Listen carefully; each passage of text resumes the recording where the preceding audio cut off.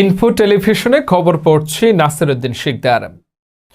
আওয়ামী লীগ সরকার আমলের বহুল আলোচিত ও সমালোচিত পুলিশ মহাপরিদর্শক আইজিপি বেনজির আহমেদের বিরুদ্ধে রেড নোটিশ জারি করেছে international criminal police organisation Interpol.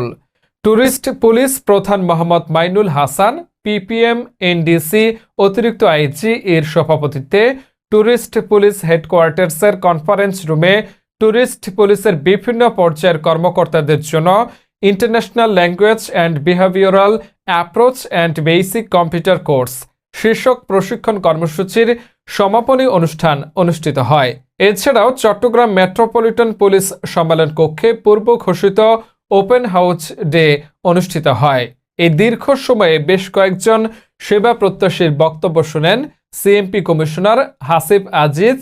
সেবা প্রত্যাশীদের বিভিন্ন অভিযোগ ও সমস্যা শুনে কর্মকর্তাদের তাৎক্ষণিক ব্যবস্থা গ্রহণের নির্দেশ দেন। পরে কঠোর বার্তা দিয়ে মহানগর পুলিশ কমিশনার বলেন, বাসায় তল্লাশি চালিয়ে আওয়ামী সন্ত্রাসী নেতাকর্মীদের সব ধরনের অপতৎপরতা ঠেকাতে মাঠে পুলিশকে বার্তা দিয়েছেন কমিশনার।